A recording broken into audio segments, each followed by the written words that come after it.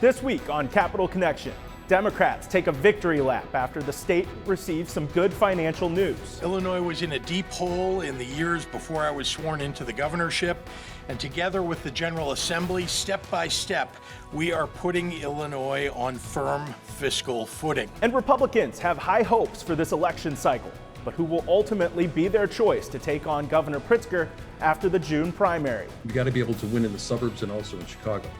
None of them have that type of quality nor appeal that is strong enough as Richards. And with the school year winding down, districts are preparing to struggle again to fill their classrooms with teachers. What the state is trying to do to help. So many politicians will say education is important, but then when you get to the backroom deals and time to finalize the budget, it's the first thing cut. It's all coming up on Capital Connection. From the Illinois State Capitol Rotunda, Capitol reporter Cole Hankey is asking the tough questions. This is Capital Connection. Welcome to Capital Connection. I'm Cole Hankey. For over 5 years, Illinois' credit rating sat one level above junk status. But just last week, the state received its third credit upgrade in just the past year alone. Our first guest today took over the office of Comptroller when the state was at rock bottom. Comptroller Susana Mendoza, thank you so much for joining us today. Just a week ago was the latest upgrade. What was your reaction when you first saw that news? Well, I was so beyond excited. Let me tell you, that was a gloomy day in Chicago at the time, which is where I physically was located in that moment. But it was the most beautiful sunshine as far as you could imagine, like the sun beating down on me for how happy I was in that moment. I'm very proud of the work that we have done over the last 5.5+ years that I've been controller.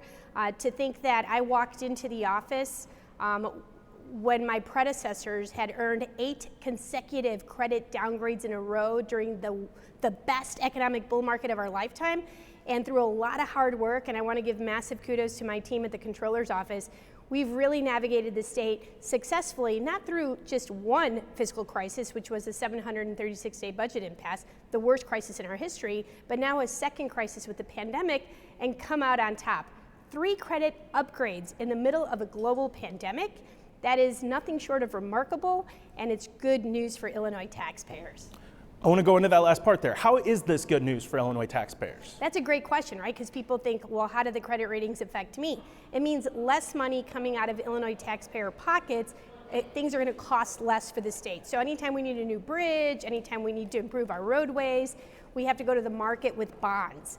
And depending on how good or how bad our credit is how much extra we have to pay, how much of a premium we have to pay for those bonds, which essentially is like a loan, right? So when you go to purchase a car, everyone at home can relate to this. Think of it like your credit rating at home. If you have good credit, you might get a 0% interest on a car loan. If you have bad credit, you might be buying a car and a boat, is what it feels like, right? But you're only getting the car because you're paying so much out of your nose or eyeballs on extra interest payments. So we want Illinois' credit, which has been taken to the sewer prior to me becoming controller, to climb its way up to the top. We're still a long ways away from that, but certainly 3 credit upgrades in the middle of a global pandemic. No other state can claim that type of success so far, and I'm very, very proud of it. And taxpayers should be too. This means greater savings for them down the road.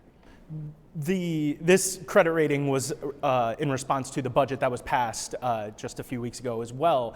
You've pointed out some of the highlights for that budget. We have $1 billion going to the rainy day fund. The bill backlog is now, I forgot the exact name you called it, but it now has a different name because there's not as much of a bill backlog. But what kind of financial stability should the viewer be looking at when they see this budget, and how does that lead to savings down the road? So when I walked into office, again for context, the average vendor doing business with the state of Illinois was waiting 210 business days to get paid. That's unconscionable. That's almost a year in real time, 9.5+ months. Now, today, my oldest bill, my oldest voucher as we call them, is only 12 days old. We are literally paying faster than the majority of the private sector does. So when people say that government should run like a business, how about we run it even better than a business? That's what we're doing right now in Illinois. 12-day payment cycle down from 210 days, remarkable. I walked into the worst fiscal crisis in our state, our bill backlog of unpaid bills for services dutifully rendered to our state. had gotten as bad as $16.7 billion. Today, we are at $2.5 billion. No longer a backlog, it's now an accounts payable, with the oldest bill being 12 days old. And I actually think the term backlog now, it's a bad word. It's like a 4-letter word. If I hear you saying it, I'm gonna give you a swear jar, you can put some cash in it, and I'll throw it into the rainy day fund. By the way, that rainy day fund, when I took office, it was $60,000. $60,000, that's not enough to cover 30 seconds worth of government operations. Today we have $426 million in it. We're gonna have $1 billion in it before the end of the fiscal year, probably in the next few months.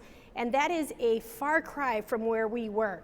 To think that the state of Illinois is now not looking to spend every dollar that they get in, but instead is saving for the future. Great news for Illinois taxpayers again.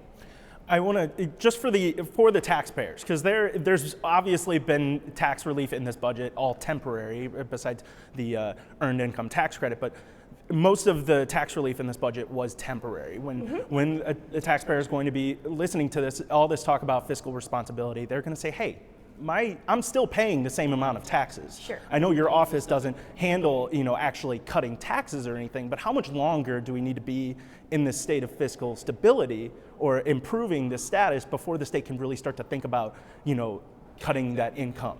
Well, certainly more than just a snapshot in time, right? So for the last year now, I've had the bill backlog pretty much eliminated. I didn't eliminate it by definition until I had finished paying down all of our short-term borrowing, all our interfund borrowing. That's all paid off. So now essentially our bills are the bills that it costs to run business on any given day. So we're totally up to speed on our bills.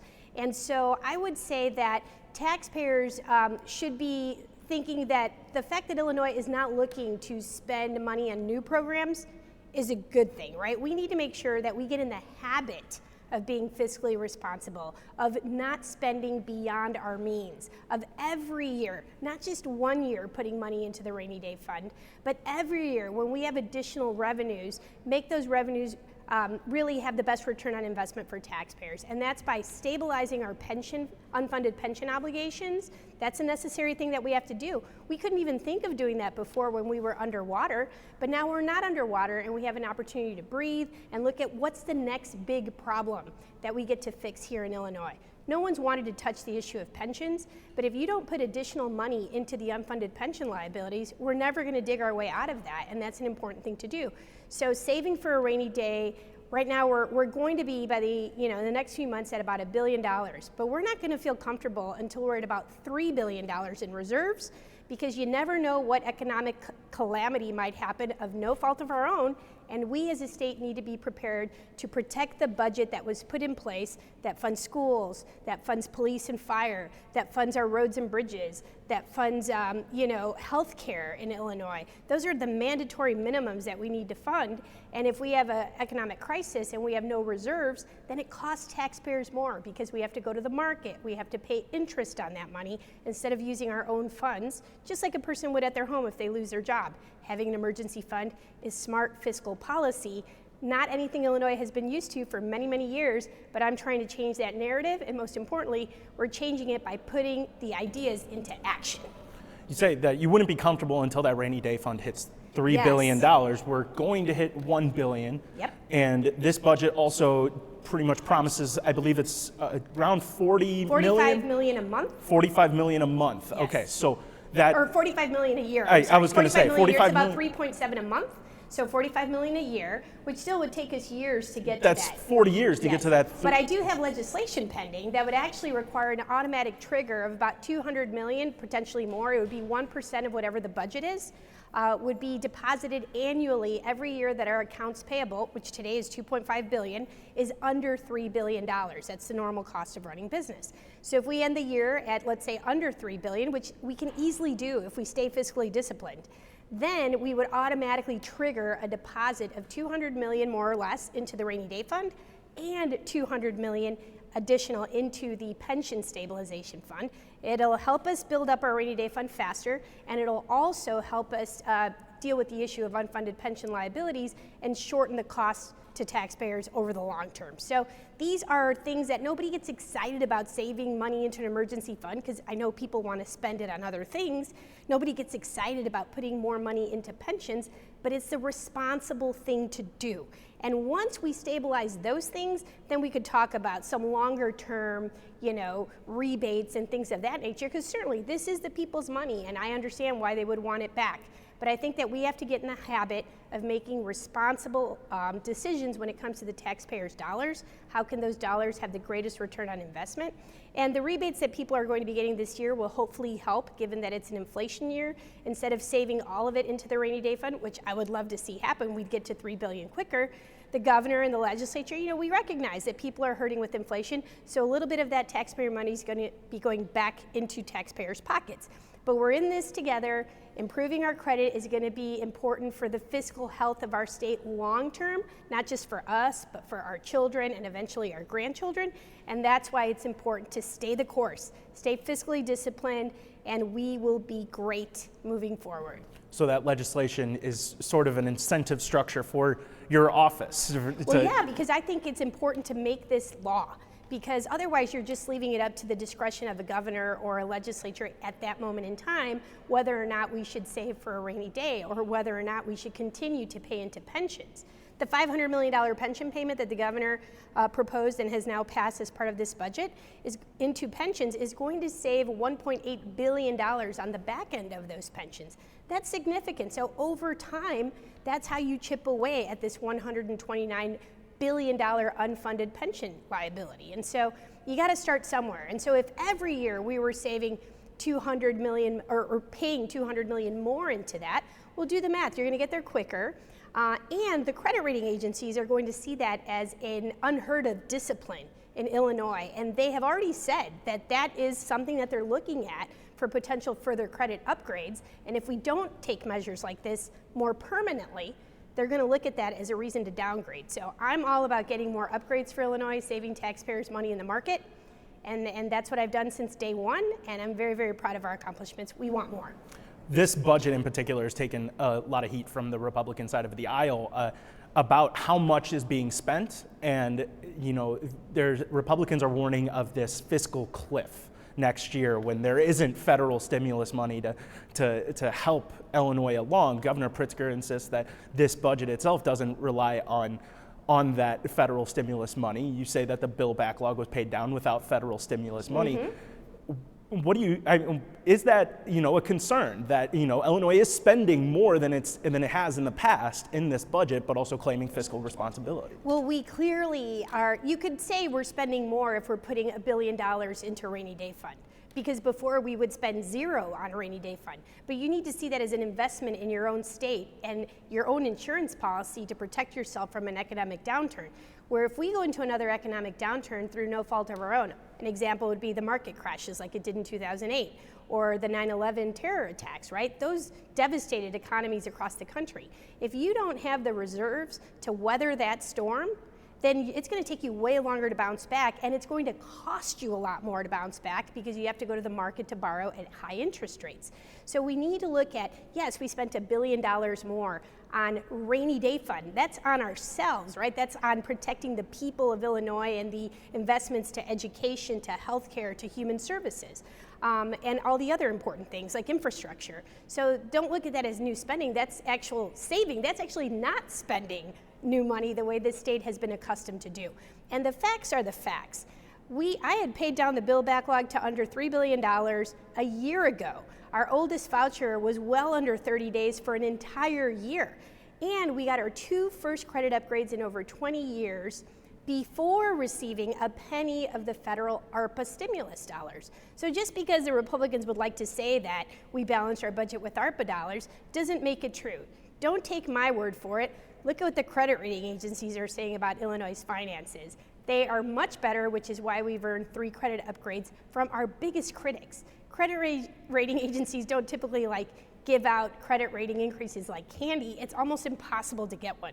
So the fact that we've now had 3 in less than a year is tremendous progress. And I wish that the Republicans would just say, hey, good job. Illinois is moving in the right direction. We've done some great work. There's always more work to do. We're never going to stop trying to get more improvements. But it's okay to celebrate these accomplishments that not Democrats are saying so much we did, but the credit rating agencies are acknowledging through their credit rating increases, right? That's kind of like your truth teller. If you don't want to believe a politician, don't. But the rating agencies would not be upgrading our credit if Illinois was not, in fact, doing really good things to earn those upgrades. Right. Oh, the other thing, lastly, I'd like to say is you can propose all kinds of tax cuts, right? I get that. I'd love to be able to say, yes, let's cut everyone's taxes. But if you're not willing to show where you would cut spending, then that's just being irresponsible. And too many people on the other side of the aisle always talk about tax cuts. Fine, you can talk about them all you want, but as controller, I'd like to see where your proposed spending cuts are, because if you're not willing to, remember, when you say a tax cut, it has to be paid by something. And if you're just saying I want a tax cut, but I'm not willing to show you where I would cut spending, then that's disingenuous. And so you can't have one without the other. A balanced budget requires decisions. What are we going to fund, and how are we going to fund it? And if you decide to fund it on magic beans and pixie dust, that's not currency in Illinois or any other state I know, right? So I just think having honest conversations with the public is important. It's very easy to say, let's give tax cuts, but I don't want to talk about what we're willing to cut in spending. But that's just not being honest with the public, and it's a tough job sometimes to be honest, but that's what our job is. All right, Comptroller Mendoza, thank you so much for joining us. When we come back, House Minority Leader Jim Durkin will join us to talk about Republican prospects going into the June primary.